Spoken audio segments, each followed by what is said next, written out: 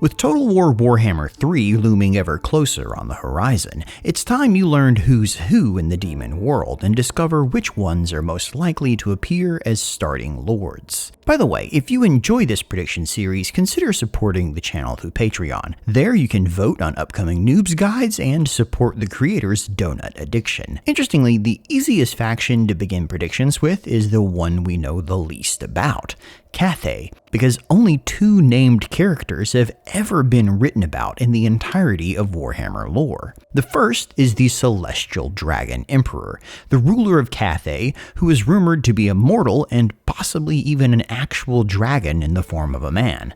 The other is the Monkey King, who seized power in Cathay and installed a Clan Eshin wizard as an advisor before opening trade with the Skaven Under Empire. He's also probably related to the strange monkey warriors living high in the nearby mountains of heaven, and of the 2, the monkey is the one most likely to be the melee lord, with the Dragon Emperor being the magic hero, continuing a trend since Warhammer 1 of each starting race getting a physical and magical lord to start with. Beyond that though, it's all up to the creative assembly, as this is entirely new lore, and we may even see lords completely fresh to the universe arriving here. Tsarina Katerin you've already seen. The Ice Queen of Kislev let it all go in the Warhammer 3 trailer, and is the current ruler of the Kingdom of Kislev. A great wizard, her power is said to come from the land of Kislev itself, and its icy soul and bleak tundra give her command of the elements and mastery of ice magic. On her ascension to the throne of Kislev, it's said the Boca palaces grew a new wing overnight, half a mile long and made entirely from glittering ice.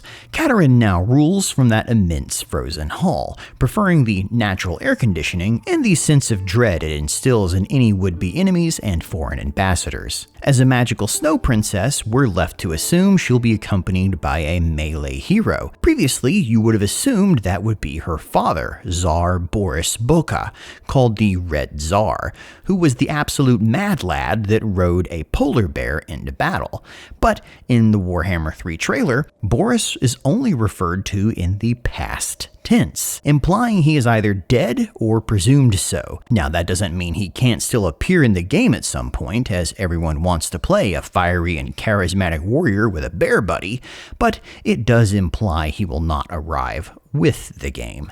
Instead, we're given the name Yuri Kovalenko in a letter on Katerin's desk. In Warhammer RPG, he's an Ungol steppe nomad who serves in the Queen's armies as a horse master and horse archer. After fighting back repeated chaos incursions, he found a necklace infused with chaos energy that's left him with a bad mood and a clawed hand. Ungols are the original inhabitants of Kislev before the Tsarina's ancestors took it over, and there is still some internal strife and division between the 2 cultures. Including Yuri would allow a glimpse at a very different side of Kislev, and also make for a very different type of starting melee lord. From here on, it's all about the demons of chaos, with 5 lords still remaining to spread among them. The options here are presented in descending levels of power and, in my opinion, probability, with the greater demons coming first, then lesser demons, and finally humans elevated to demonhood. The assumption is that each Demons of Chaos faction will be headed by a greater demon, as they're the greatest and most powerful servants of each chaos god. But the lesser guys are likely to show up in game, as either heroes or as future DLC, which is why we're talking about them. Though note, we won't cover the mortal Chaos Champions here, as there's just so damn many of them. Greater demons of Khorne are called Bloodthirsters, and Skarbrand, the wrathful reaper and drinker of blood, was once the greatest of all Khorne's demons, piling so many skulls around the blood god's throne that it started to look excessive even by Warhammer standards. Tzeentch took advantage of his natural hubris by working on Skarbrand's pride and leading him to revolt against Khorne and literally stab the god in the back. All that did though was demons nick his armor and piss Khorne off, who wiped Skarbrand's emotions and exiled him to wander the world as a mindless rage machine. Wherever Skarbrand treads, order and discipline are replaced with anarchy. Through this, Skarbrand runs rampant, twin axes hacking and cleaving until there is no one left to kill. Also, one time the Skaven Thanquol accidentally summoned him and used him to wipe out an entire army. They swapped numbers afterwards and still keep in touch. Uzel Skulltaker, the angriest bloodletter in all of Warhammer. This champion returns to Khorne's brass citadel after every battle to offer the skulls he's collected to the blood god. Most of them Khorne collects, but if Skulltaker manages to best a truly exceptional opponent, Khorne makes Skulltaker keep it as a personal trophy to sew onto his cloak, which makes him both extremely deadly and handy with a needle and thread in a pinch. And on the bottom rung is Valkia the Bloody, the Gore Queen and Valkyrie of the Blood God. She bears warriors of Norska who die worthy deaths in battle to Khorne's hall,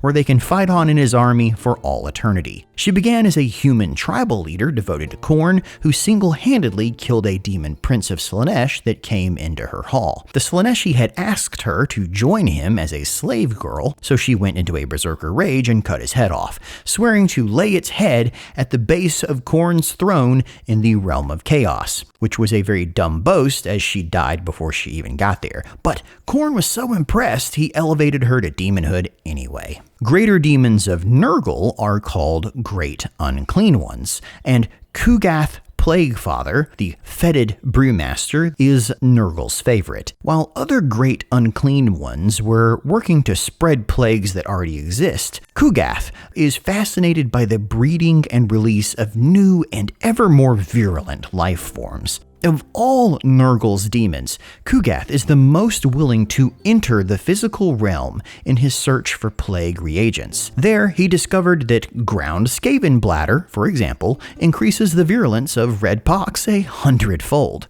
And since then, Kugath makes a point of acquiring fresh specimens whenever he enters the mortal world, keeping them caged in a dank chamber among the sagging rafters of Nurgle's decaying mansion so that there's always ingredients at hand. On a personal level, he also really hates the dwarfs, as they're incredibly resistant to disease and one time handed him his poxy backside. Epidemius, the Maggot King, is Nurgle's chosen tallyman, who catalogs all of the Plague Lord's diseases, which is an unending task that generates a great deal of paperwork. He rides around on a palanquin carried by dozens of Nurglings.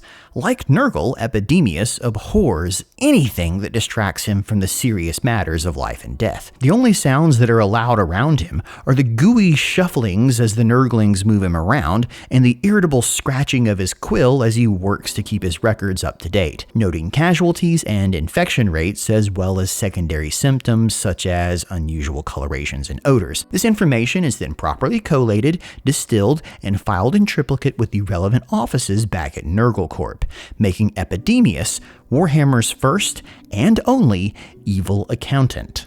Festus the Leech Lord, called Old Sawbones, the Dark Apothecary, the Fickendite, and the Gardener of Nurgle, was once a proud physician of the highest caliber who rose to become one of Nurgle's most exalted servants. Now he's a shuffling, muttering figure who stalks the land in moth-eaten robes, gently clicking with the vials containing unimaginable concoctions and mutations, which he is always itching to test on any human he can catch or deceive. Festus was originally a plague doctor, desperate to save a dying town, when Nurgle offered to give him the knowledge necessary to cure not only this plague, but all the diseases in the world, in exchange for a lifetime of service. In his desperation, Festus agreed. Now, of course, this drove him mad, and he didn't care about healing anyone afterwards, so that now he uses that knowledge to mutate anyone he comes across and treats. Nurgle considers him a real up-and-comer contender for demonhood. Greater demons of Slaanesh are called Keepers of Secrets, and Nakari, the best of Slaanesh's servants, is a greater demon who is responsible for the plundering of Ulthuan in the Dawn of Ages. Since then, he's twice been killed by the Phoenix King Anarion and was imprisoned in the Vortex for 6,000 years. But Nakari is back, and more pissed off than ever. Also, he's possibly Malekith the Witch King's real father, as he's claimed to have taken Marathi to bed a couple hundred times, though really who hasn't at this point. The Mask of Slaanesh, the eternal dancer and accursed maiden, is a daemonette of Slaanesh, who danced for the pleasure god's amusement, making her more of an upgraded captain or hero of the stripper pole. Her dancing, though, was so great that after an especially bad loss to Khorne, Slaanesh asked her to dance for him, and he felt that her dancing was so good that she was mocking him, and instead cursed her to dance forever, so that now she dances her way around the world, and anyone she comes across is forced to begin dancing as well, until she stabs them. Azazel, Prince of Damnation and Captain of the Ecstatic Legion, is an older lord from the 5th edition. He's a human elevated to demonhood after beating a champion of Khorne in battle, and now he serves as a mighty champion of Slaanesh. His beauty is irresistible and evokes loathing and temptation in anyone that sees him, and frankly sickens their soul. With 2 great lacquered horns crowning his head and handsome brow, with skin as smooth as porcelain and wings like a swan, his movements on the battlefield are unbearably graceful, and he strikes with an enchanted blade that writhes as if it were alive or filled with several deep batteries, and kills the rest with a long crab claw that he also has for his other hand, which is less attractive but super effective. Greater demons of Tzeentch are called Lords of Change, and Kairos Fateweaver, the Oracle of Tzeentch, is such a powerful Lord of Change that he knows every spell ever created. Ever since he was chucked into the Well of Eternity and then spent uncounted years in its depths, Kairos has been able to see things hidden even from Tzeentch himself. His right head sees possible futures as clear as day, and the infinite possibilities of tomorrow crystallize into irrefutable fact before him. Kairos' left head sees the past without colorations of perspective or bias, making him the perfect postmodernist, and these sights combine together to pulse through a body shriveled and twisted by its passage through all that magic. But valuable as this dual vision is, it came with a pretty heavy cost, because both of Kairos' heads are blind to the present, which makes him really vulnerable on battlefields or to anyone about to turn around and give him an unplanned kick right in the knackers. The Blue Scribes of Tzeentch are Azure archaeologists and wandering wizardkin. Once upon a time, Tzeentch ruled over the other Chaos Lords, constantly manipulating them beneath him, but eventually they figured it out, and then banded together and tossed Tzeentch's uppity butt straight out of hell, so that he crash-landed so hard that he shattered into 10,000 pieces that scattered across the mortal realm. These bits then became spells of magic that found their way into the minds of mortals, and the loss of all these pieces left Tzeentch forever weakened. To fix that, he created 2 demons, Patarix and Ixerot, which is the same name except spelled backwards, and he asked them to go and hunt down Tzeentch's lost fragments. To keep them from stealing the spells for himself, though, because he doesn't trust anyone, he made it so one can write but not read, and the other can read but doesn't understand what they're actually looking at, making them functionally illiterate. So that when the Blue Scribes are attacked, they pick a spell at random from the book, begin reading, and then just start blasting. Because of this, enemies are equally likely to be struck by lightning, turned into a goat, or given rainbow-colored highlights in their hair. The Changeling, perplexing prankster, deceiving horror, and general trickster, is the embodiment of Tzeentch's meddling. Able to shift shape to be anything from an insect to a greater demon. He can adopt the mannerism and personalities of whatever he's transformed into so flawlessly that even the dark gods can be deceived by his act. The Changeling has passed through eternity sowing mischief across reality because of this, cutting Slaanesh's hair while the Dark Prince slept, gluing Khorne's doors shut while he was away so that he had to break into his own house, and swapping a batch of Nurgle's plague juice for liquid soap just for giggles. That these pranks have caused terrible wars doesn't concern the Changeling at all, as, like the cast members of Jackass, he loves the discord and conflict and lives only to sow mischief in the world and see other people get hit in the testicles.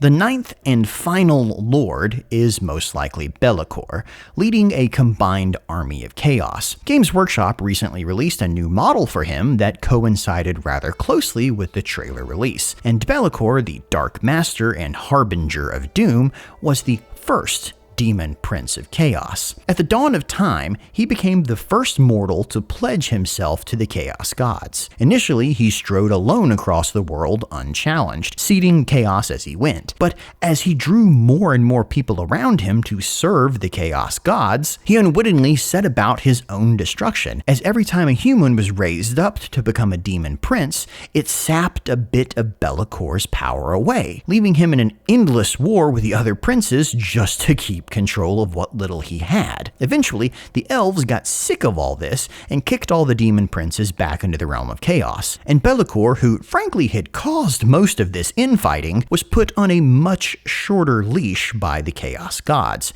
Now he's only allowed to leave again when a new mortal needs to be crowned the Ever-Chosen by the gods of chaos, which basically made him chaos friend-zoned. Now, to avoid having to go back, Be'lakor whispers in the ears of madmen and crazy mortals and squeezes his way into their unsuspecting bodies, trying to turn the mortal armies of chaos to dance to his tunes instead of, his actual Dark Masters. Spoiler though, Archaon didn't bite on this and chose to do whatever he wanted anyway. Put all these demons together though, and that is one hellacious army to fight. Thankfully, they spend as much time fighting each other as they do trying to take over the world. And it also makes for a very interesting roster of potential playable lords. But I mean, what do you think? Am I on the money on this or completely off the mark? Regardless, make sure to subscribe to this channel for more information as we get closer to the release of Total War Warhammer 3.